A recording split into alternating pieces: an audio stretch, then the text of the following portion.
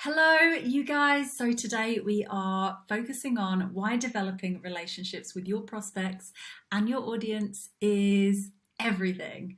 So, one common mistake that often happens with new coaches and service based businesses, so whether you're a VA, a tech assistant, a copywriter, or maybe a graphic designer, is that focusing all your efforts on the lead generation or marketing part, when we talk about lead generation here, but you're missing the actual relationship development and lead nurture and lead conversion part of the process. So there's a couple of key bits that you might be missing there that you can actually plug in really easily, which can change your where you're spending your time on what sales activities and also the results that you get from them as well.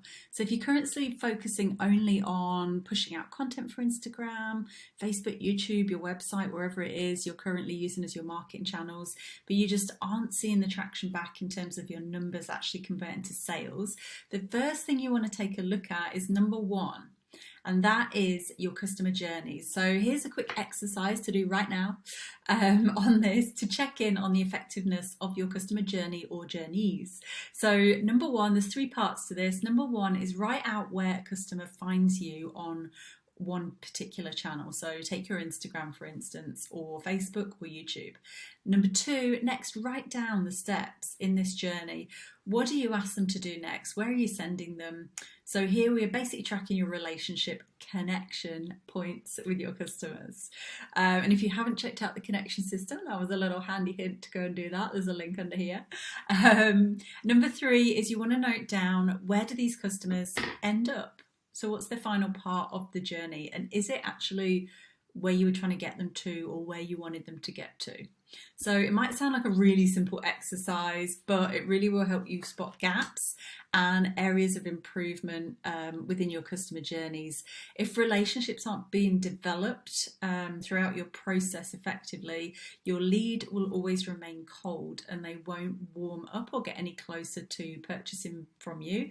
They'll always stay unqualified and far away from the sale, so never reaching the lead temperature stage of warm or hot where they're ready for conversion. So that's a quick exercise there. Number two, we're going to move on to is relationships with your audience. If sales aren't converting or not enough are converting, you want to check in on how many relationships and be honest with yourself. Are you developing week on week, month on month, the actual number? Have you got a tracking system to track this? If not, get one in place ASAP. And I'm talking about both existing clients and new also. How many conversations are you having there? And write down what you're currently doing week on week to not grow your audience, but nurture it. We're not talking about follower numbers here. We're talking about actually nurture the people that you have got. Are you talking to them and not just through content? If you are, creating different types of content, that's great. Is it sending content out to your email list? Is it connecting with others in comments, DMs, networking events, networking on the platforms, making an effort to watch their stories, be actually interested in their lives? Are you interested in your potential buyers' lives and moving relationships forward? If you are lacking when it comes to the more proactive relationship elements, that's a real sign it's time to implement a sales system. Simple sales system, but one that can help strengthen and deepen your relationships. So you want to be connecting with more of those people who are already following you. You want to be collaborating with other business owners on a live, for instance, or sending out some joint content, a joint reel, whatever it is. Increasing value within your content in line with your ideal struggles, but also their wants and desires. What are they trying to get to? For instance, are you a fitness coach and your clients want to get a flat stomach within 30 days before their holiday, right? That's maybe their desire, or they want to reduce bloating. So the question here is, what can you offer them to help them become problem aware, realize what they've tried before isn't going to get them where they want to, and how you can actually help support them? How can you add that value through your content to help lead them into the sell and into your programs, into your services that can actually help them? And the final point here is don't rush the sale. It can be really tempting to connect with someone and run straight into asking them what their problems are, what their business goals are, and how you can help them. But this is essentially like walking up to a bar and saying, "Hey, would you like to marry me?" Too soon. You guessed it, too soon. It's just too soon. So your sales relationships are no different. Don't take things further than they need to at the early stages, okay?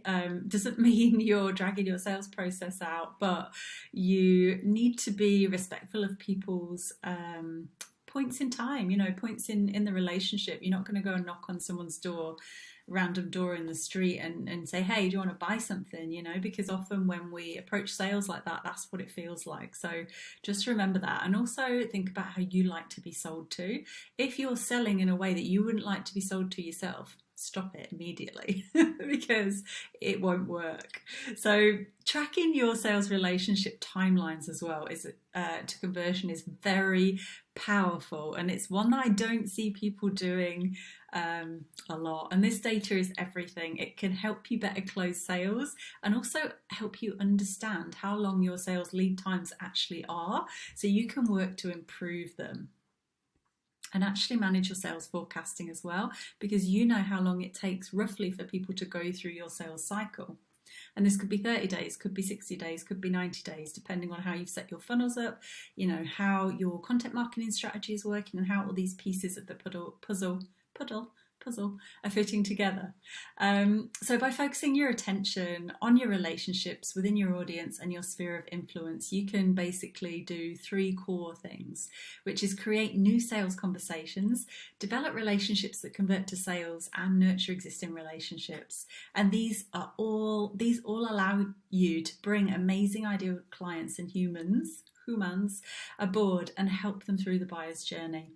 And if you need some help around where to start, what to work on, what you need to tweak specifically within your sales strategy, and how you can implement these simple systems to take you to the next level, drop me a comment here or a DM on Instagram and I can help support you. Thanks, guys.